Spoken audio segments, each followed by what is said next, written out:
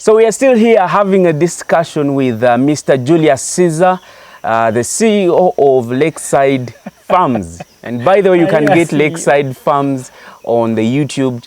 They have a YouTube channel and they are doing amazing works. Please go into the description or the comment section. The pinned comment has all the details of this gentleman plus their YouTube channel link where you're going to learn everything. He's equally doing the same, teaching people, encouraging people, inspiring people. But today we want to talk about kids' mortality. So, Mr. Julius, I want you to take us through the experience you had where you had the high mortality rate, and then take us through some of the things we can do to reduce on the mortality among kids. Well, we were still on zero grazing, and our goats were not getting enough nutrition. So the first slot, the mothers just lost their babies. But there were lots of factors. It wasn't just nutrition. We used to be very dirty here, by the way. Okay. Because we were thinking that goats are just goats. They are just animals.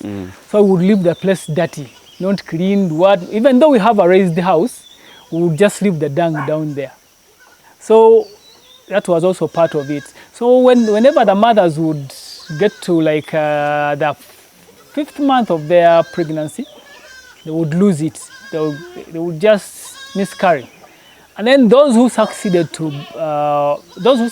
give birth, also the kids died. We actually lost everything. We did not have any kids around here. So what makes your kids die? Number one is when the mother does not have good nutrition. Number two is hygiene around your farm. That means you have to feed the mothers very well, first of all, so that they can have enough milk. Even the mothers not having enough milk will make a kid die. Because even if you supplement, they will still get stunted or they will just die. Another thing is worms. Because the place was dead, because of that poor nutrition, the kids were getting worms and they were dying.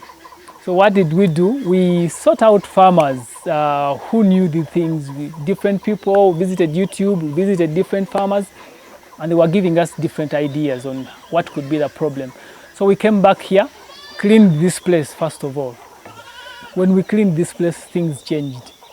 We made sure everywhere, especially where the kids stay, became clean. We cleaned where they stay. We separated them from the parents, their mothers. So we separated them from the mothers and made sure they sleep alone. Where they are staying is clean. They don't come out all the time. They only come out when it's time for them to breastfeed. And after breastfeeding, we put them back in their enclosure.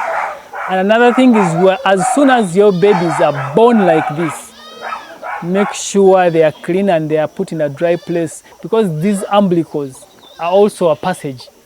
Actually, it's the easiest passage bacteria can use to get into your kids. So make sure they are in a clean environment. From that, keep taking good care of the mother. When you keep taking good care of the mother with all these feeds, the maize, the silage, the alfalfa, the chloris and all that, the mother will have enough milk. That means your kids are going to grow very fast and healthy. You have to give them multivitamin. Now that is one of the things that goats need. Immediately they are born, maybe they are 1 or 2 days, give them an injection of multivitamin. I will not tell you which multivitamin to use because there are so many on the market. But as long as the vet tells you that this is a very good multivitamin, you use it. And give them at least 2 meals for 3 days each. Okay. 2 meals? 2 meals every 3 days.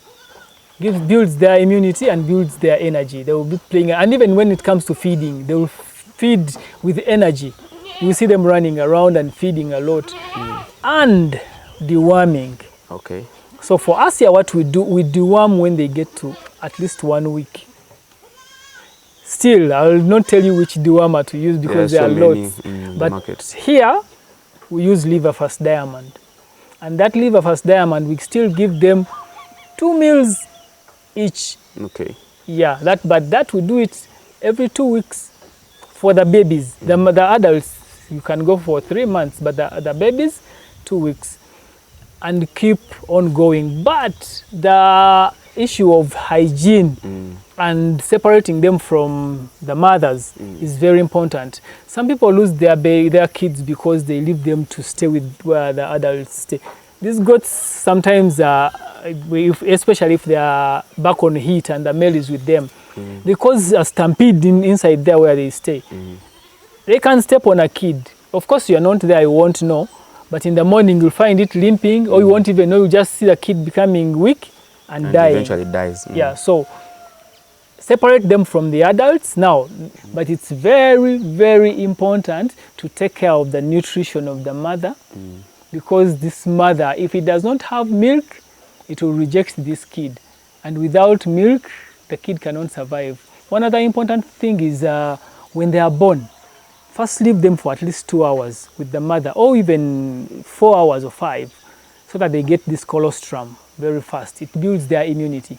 So don't say my goat gave birth from the field and I let the goat continue feeding and I brought the kid home. No, they need this colostrum immediately. Colostrum is the milk? Yes, the first milk that comes out when the mother has just given birth. They need that very thick milk.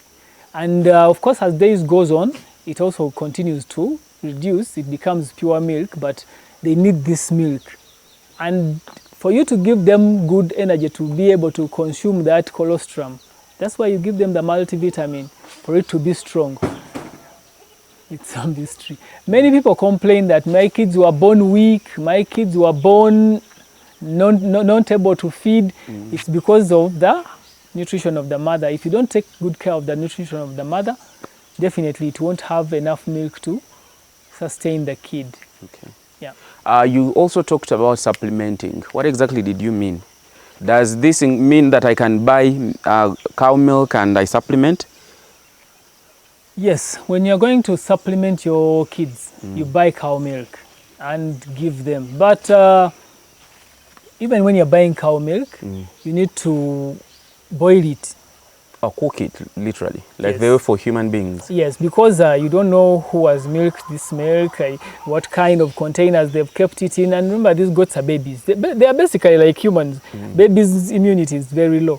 So you boil it to make sure you kill all the bacteria. Use a very clean bottle. And after feeding them, still boil the bottle.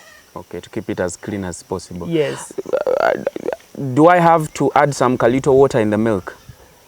Not necessarily. Just give them the way it is. I mean, if they can handle the strength of the milk from the goat mother, why not the cow milk? And the goat's milk is even stronger. That's what we know. Okay. So you just give them, as long as you boil it, just give them the way it is. If a kid is supplemented in terms of milk, does it grow like any other normal kid? No. Why? Actually, of course, you know, like we've said, the kid has to get the colostrum that comes first from the mother. So if they've not had this chance of getting that colostrum, and the nutritional values of the goat's milk is actually stronger than that of a cow, and then also the feeding intervals. Of course, you are not always at the farm. These guys, you tell them, make sure that goat feeds in the morning, at 10, at midday, in the evening. They will end up giving that kid goat milk in the morning, maybe at lunch and in the evening, just 3 times. So it cannot grow at the same rate. Those ones who are suckling directly from the mother will grow faster, but at least it helps you not to lose this kid.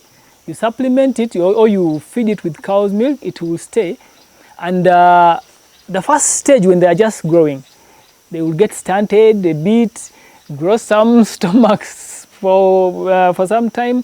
But if you're still doing the other method of giving them multivitamin and deworming them, they will survive. When they get to about 3 months and start eating, as long as they're eating well, their growth will change and they will grow and you'll have goats. So they start eating well at 3 months? That's usually what ours do here. At 3 months, we wean them off and they start eating officially. But of course, they start eating earlier, even at 4 weeks. that's a month, they start eating small. Yeah, they will be nibbling on different solid foods, but actual eating begins at 3 months. Okay. Yeah. Does that mean, so at what age are we weaning this kid? That depends on a farmer. There are those who don't even wean their goats, but for us here, we make sure we wean them off at 3.5 months. How do you do the weaning? No, that's why we constructed this. We leave a space here, a paddock in here, where we put the weaners in there. They can be 6 or 7 because we don't have so many goats. But of course, as time goes on, we are planning to expand it when the goats become more. So we put them in that enclosure and just start feeding them from in there. Okay. This, of course, they will first make noise, they will cry, they will do what. But as long as you've given them multivitamin, you continue to give them multivitamin, it will still keep on giving them energy. You know, there is this stress that comes when a goat is separated from the mother or the new environment. But if you keep them, we give them multivitamin, it will take care of that and then they will grow. Just like it is with chickens and perhaps rabbits and other animals, do we also vaccinate goats? That one is entirely dependent on the farmer. I used not to, but now I do just once. I say once in a year. I told my vet to do it once in a year. Whatever he vaccinates, You don't know. I don't even know. But I'm yet to learn all those modalities because some of the best goat farmers in Uganda tell me that we have to keep vaccinating. But also, we don't have a lot of people who keep goats in this community. So we are not afraid of some of the diseases. Okay. Because basically we are the only ones keeping goats in this community. Okay. So guys, we come to the end of this particular segment. Thank you so much. We've been chatting with Julius Caesar, a farmer here in Mukono district, somewhere called Bunankanda. Hey, Bunankanda Jetulidero. So we've been having a discussion on how to actually make business sense out of goats, how to take care of kids, among many others. So please scroll through my channel and get to see some of the conversations that we've had here. Another important thing that you don't miss to do is visit his YouTube channel, Lakeside Farms. He has quite a handful of content that you will be interested in watching. Until then, it's a goodbye. See ya.